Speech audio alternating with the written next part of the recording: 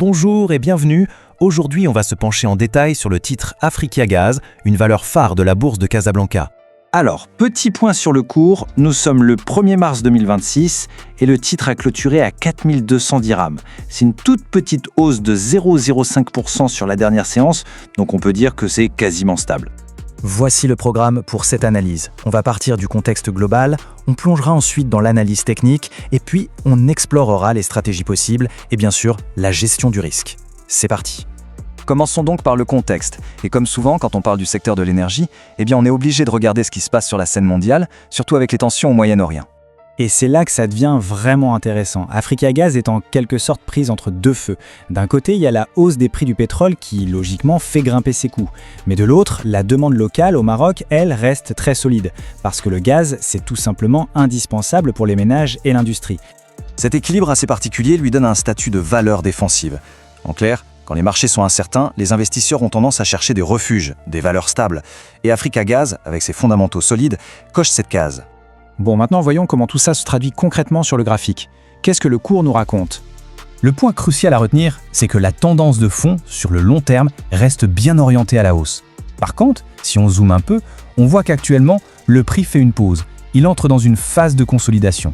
Et ce graphique, il l'illustre parfaitement. Regardez bien, le cours, c'est la ligne bleue. Il se maintient bien au-dessus des moyennes mobiles importantes, la jaune et la violette. C'est un signe technique très classique qui confirme la solidité de cette tendance de fond. Allons maintenant un peu plus loin. On va décortiquer les signaux envoyés par les indicateurs techniques. Le premier indicateur, le RSI, qui mesure la force du mouvement, se trouve à 52. C'est en plein dans la zone neutre. Le marché ne montre ni un excès d'enthousiasme, ni un excès de pessimisme en ce moment. L'équilibre domine. Passons au MACD, qui mesure la dynamique. Il est légèrement positif, ce qui suggère un petit avantage pour les acheteurs, mais la conviction, elle, reste faible.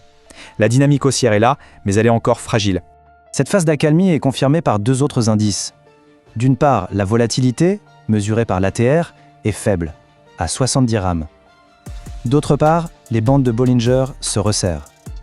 Et ça, c'est souvent un signe qui annonce un prochain mouvement de marché important. Le calme pourrait donc bien précéder une période plus volatile. Alors, avec toutes ces informations, comment est-ce qu'on peut imaginer la suite ? Examinons ensemble les scénarios les plus probables. 3 chemins se dessinent. Un franchissement des 4250 dirhams pourrait déclencher le scénario haussier. Le plus probable à court terme reste le scénario neutre, avec une oscillation dans le canal actuel. Et enfin, une cassure du support à 4150 ouvrirait la voie à une correction baissière. Pour un profil d'investisseur modéré, la stratégie la plus prudente semble donc être la patience.